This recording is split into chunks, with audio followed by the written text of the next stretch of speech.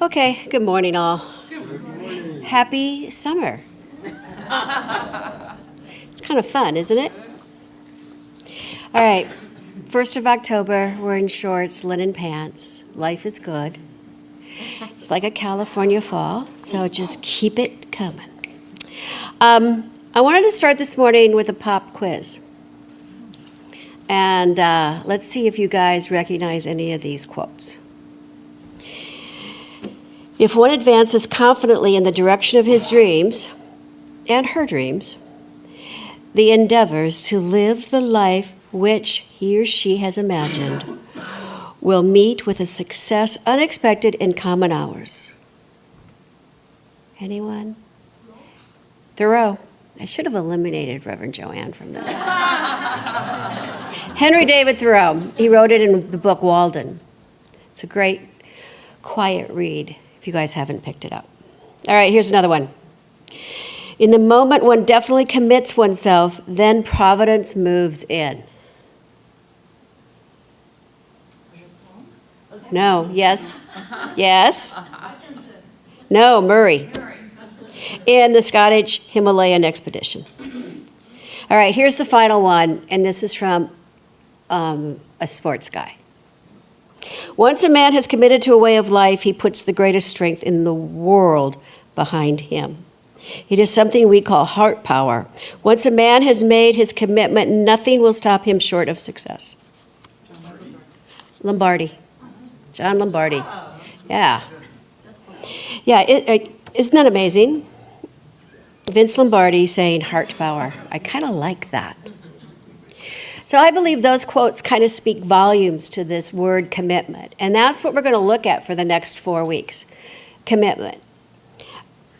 Commitment in terms of getting an up-close, deep, inside look at the power of commitment. That commitment to be who we're here to be, to do what we are here to do, to authentically show up, knowing that the whole universe is ours. The whole universe is going to be put on notice the minute we say we commit. And of course, like everything else, it starts where? Inside.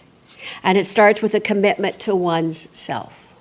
Because it is that commitment to oneself that allows us to move freely, lovingly, and from that place of true authenticity. And that's what it's about, right? It's about suiting up and showing up, authentically being who we are here to be, without any great show of anything. So, you ready to jump on this train with Joanne and I this month? All right, so repeat after me. I am ready to be what I came here to be. I am ready to be what I came here to be. I am ready to do what I came here to do. I am ready to do what I came here to do. Feels good, doesn't it? Yes. Okay, let's tweak it a bit.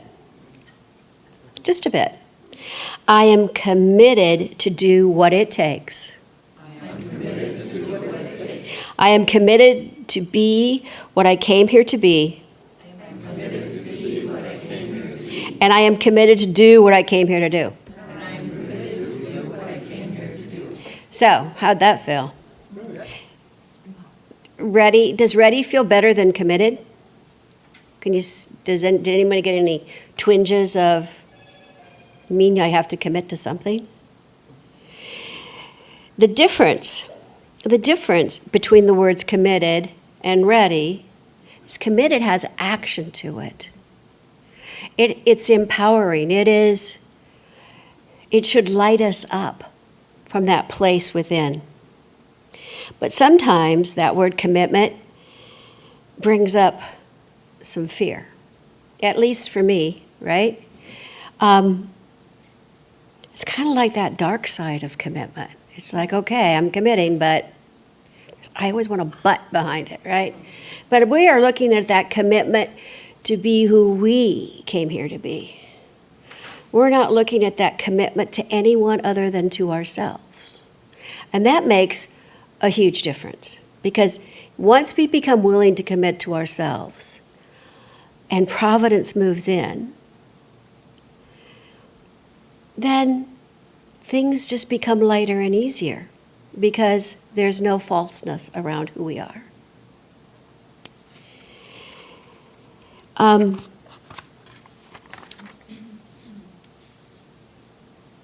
Some of us are being afraid to commit because we feel kind of trapped once we make that commitment, obligated. That maybe some other opportunities are going to be lost. Maybe there's an idea that who am I supposed to be and what am I supposed to be doing? And what if I got it wrong, right? And then there's those expectations that we put on ourselves. And when we tell other people what we're committed to do, we get their expectations too, right? In terms of, I will help you. I love it when my mother says, I'm going to help you. And I hope she's not watching. Okay. And then there's that whole idea of maybe it's boring. And then there's there's two big ones. There's two big ones for me. When I think of being committed, it's like, what if I fail? And what are people going to think if I really am who I'm supposed to be? Well, if you're feeling any of those, now's the time. This month is the month that we invite you to look at them, because whatever's coming up for us in that word commitment, we have to acknowledge it. We have to see it, we have to acknowledge it, we have to accept it as our truth, because it is, no matter what anybody else thinks. And then, okay, everybody, take a deep breath. We need to love it, because it's part of who we are. We need to love it. Love it in the fact that if it's all God and it's all good, whatever that fear is something good, has served its purpose. And now that we've acknowledged it's good, when we release it, it's done. But so often we release stuff, right? Out of a place of anger, right? I mean, there's part of us that's still holding on to whatever that is that we want to release, that we want out of our life. But when we see it and acknowledge it and we start to accept it, we start to see that in this, whatever this is, there is good. Then when we release it freely, without any chains to it. A couple of weeks ago, Reverend Joanne was talking about letting go, and she talked about a balloon. And I had a second husband who, man, we had been divorced for years, and I was still putting his butt in a balloon and sending him wherever he needed to go. Like 2 years later, I'm like, what is wrong with this? I was still holding on to something, right? That was stopping me from being who I was. So I needed to acknowledge that. I needed to acknowledge the good stuff, acknowledge that the bad stuff helped me grow. And then, when I put him in a balloon, he never came back. Yay, yay. Yeah, he never came back. And that's what we need to do when there's something that we fear, something that's blocking us from being who we're supposed to be, whether it's a feeling, whether it's a person, a situation, a location, whatever it is, whether it's just that silly little crazy talk in our heads. When it comes up, we need to remind ourselves that we've committed to being who we are supposed to be and doing what we're supposed to do. So just get out of the way. Thank you, right? Thank you, but goodbye. And it feels really uncomfortable to sit in that. But when we sit in it, when we release it, it feels so much better. It feels complete. Michael Beckwith, in 40-Day Mind Fest of the Soul, wrote, "When you commit to discovering and expressing your faculty of divine certainty, what emerges is a living expression from a deeper dimension of your being. This is real aliveness." And I think when we commit to be who we're here to be and do what we're here to do, it is a commitment to being alive at a whole new level, without any rose-colored glasses. Pete and I were talking a couple of weeks back about traffic, right? You guys have all experienced this. You're driving, and somebody's like cutting in and out, cutting in and out, cutting in and out, and you take an exit, and they're like the car right in front of you, right? They've just gone through 10 minutes of angst. You're just driving, right?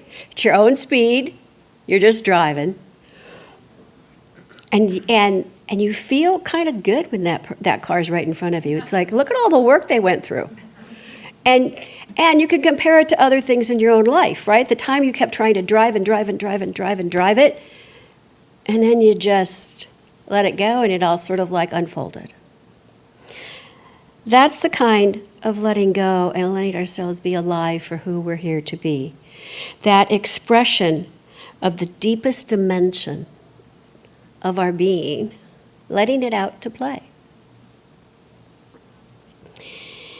And if you don't know what it is, that's okay. Because there's a higher part of you that does know. And it's about courting that. It's about letting yourself take time to be with that. We are 2 weeks into an abundance consciousness class.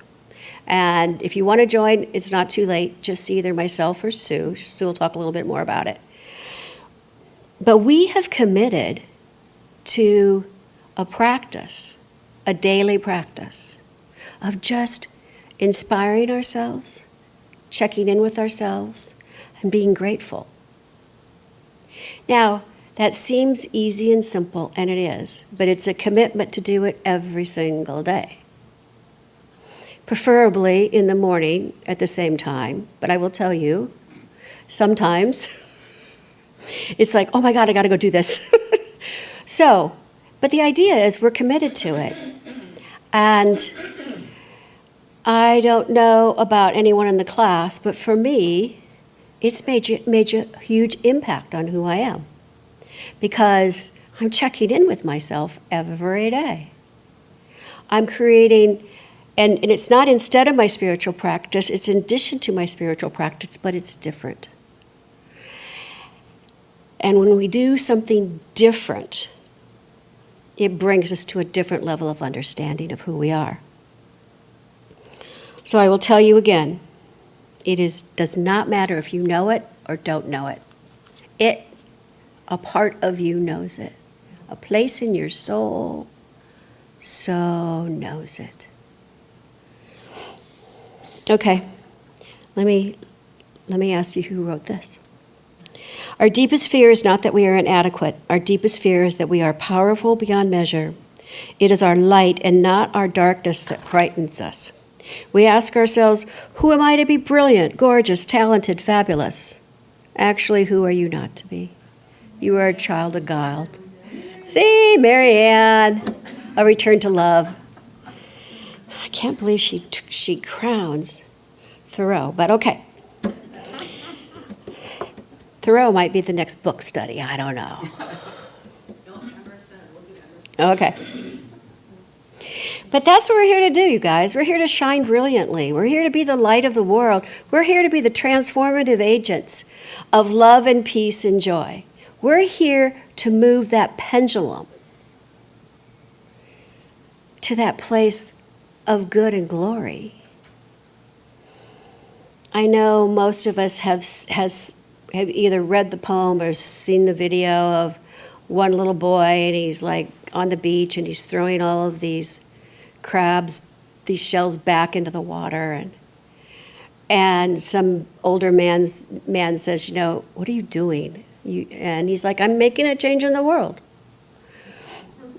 And that's exactly how it starts. It just starts with each of us.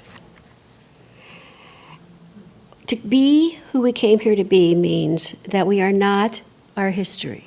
Let me say that. We are not our history. Whatever is in our past, that is not where our potential lies.